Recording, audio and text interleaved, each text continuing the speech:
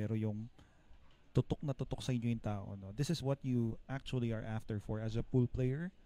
The moment kung saan masosolidify mo yung yung pagiging bilyarista mo pag nanalo ka. May nakakakita, may witnesses.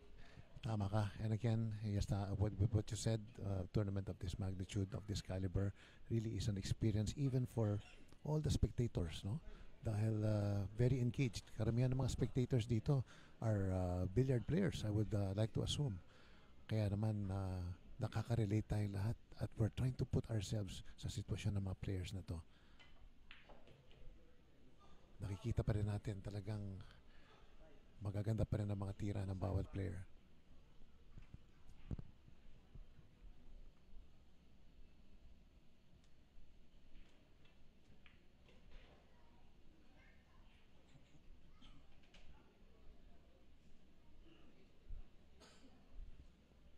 You know, John, my fearless forecast is that if Paolo Galieto can actually land on the 4 to make that dito sa corner pocket sa baba, that could be it.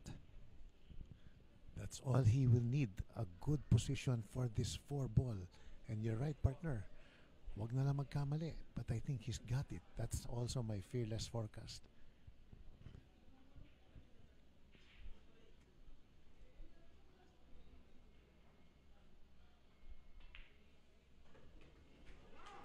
Nice shot. Eto na.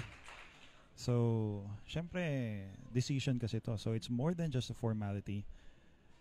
And this is exactly what champions are made of. Thriving in these kinds of clutch moments. And it's really all about heart right now. Again, konti na lang to. Your mental dedication, walang bibitaw, walang kukurap.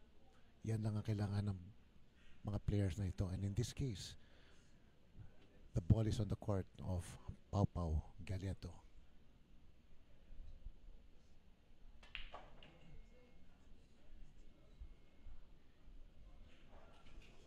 It's coming perfectly for the 8th.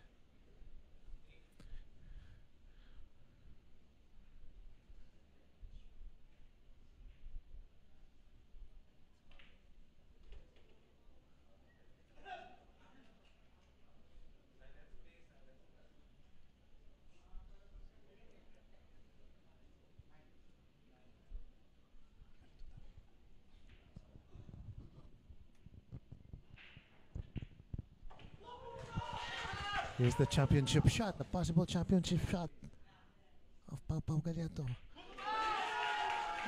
And we have